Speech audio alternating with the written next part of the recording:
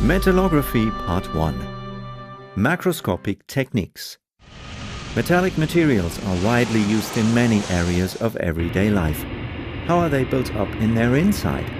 Are there perhaps crystals to be found? And if so, how big are they? What kinds of crystals are there? What is their shape? And are there voids or inclusions?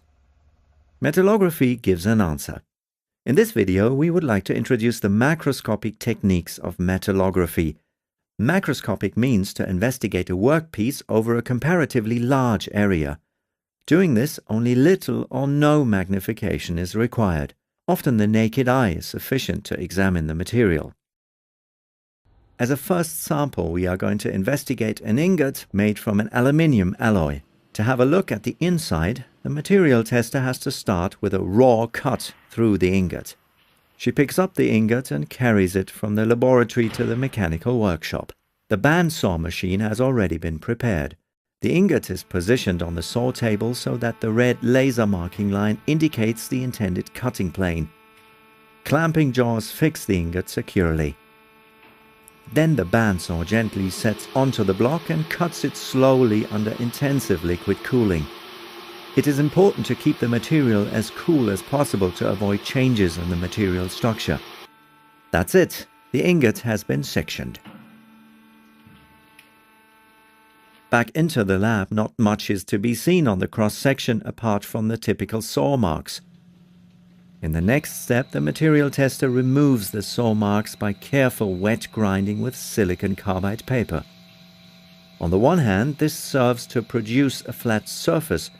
On the other hand, the plastic deformations are removed that were generated by sawing.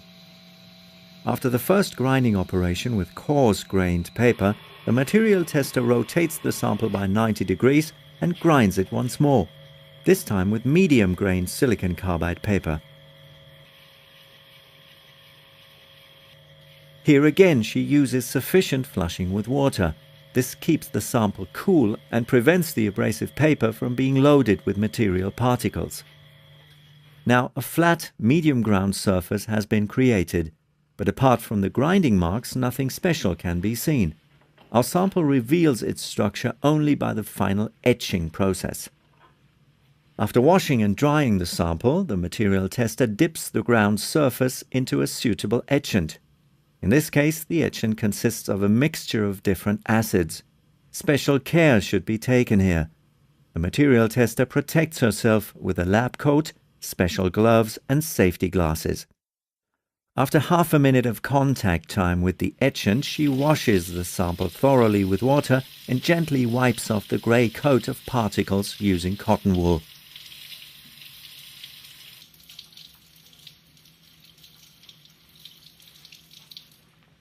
In the last step, she rinses the clean surface with alcohol and lets it dry under a hairdryer. Now the specimen preparation is finished. Beautiful bright and dark shimmering crystals can be seen. In technical terminology, these crystals are called grains. In the central and lower region of the sample, the grains are comparatively small. They are hardly visible with the naked eye. But in the upper part, large individual grains may clearly be distinguished. But why are the grains only visible after etching? The reason for this is that the etchant structures the material grains on the surface according to their crystal orientation. Experts call it grain contrast etching. At lateral illumination, the individually structured grains reflect the light in different directions, and the grains become visible. As a second sample, the material tester examines a piston from a petrol engine of a passenger car. The procedure is the same as before. Careful sectioning under liquid cooling is followed by wet grinding with coarse-grained paper, then wet grinding with medium-grained paper, and finally the decisive step, the etching. After washing, cleaning and drying, fantastic crystals are visible again. It should not be concealed that these crystals, these grains, are not perfect and uniformly structured crystals, but so-called primary grains. Within the primary grains, many other very small crystals and also crystal defects may be found, but these can only be seen with appropriate microscopes. Virtually all materials of our world can be examined metallographically. To show part of that variety, we will look at some additional test pieces made from different steels. All of these samples have been sectioned first. Some of them are so small that they have been mounted in resin for easier handling. And all of the samples have been wet ground with medium-grade abrasive paper.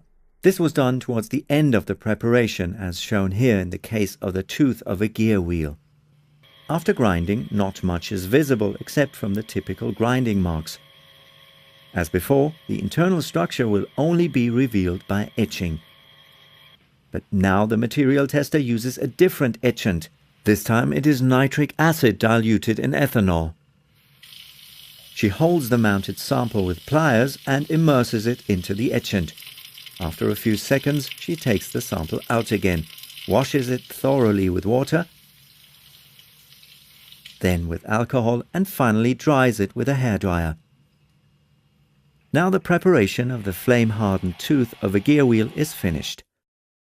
In this case, the individual grains cannot be seen, they are far too small. But what may be seen very well is the hardened zone, which appears light, and the central soft and tough region, which appears dark. Next in line is the section of an induction-hardened cylindrical shaft. The comparatively soft core is much more affected by the etchant than the hardened surface layer. Clearly, the induction-hardened surface layer can be distinguished by its light color from the darker core. This section of a splined shaft is induction-hardened as well. As a result of the etching process, the outline of the hardened surface layer may easily be recognized. The dark area represents the core that has not been hardened.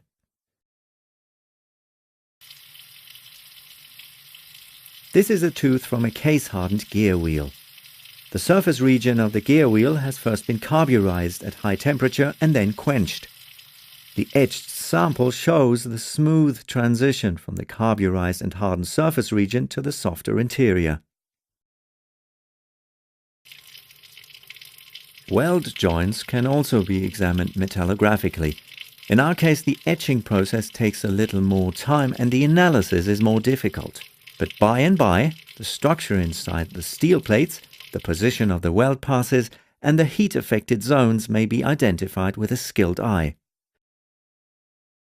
Even in everyday life, one meets metallography. At this hot-dip galvanized lamppost, the rainwater has acted as an etchant over the years. The large flat zinc crystals have been structured on the surface and can be recognized as so-called spangle. Even inside of a tin plate steel can, crystals are visible. The fruit acid of pineapples has etched the flat crystals of the tin coating. A natural and unintentional grain contrast etching process has taken place. On the outside, the tin coating is still unchanged and shines like new.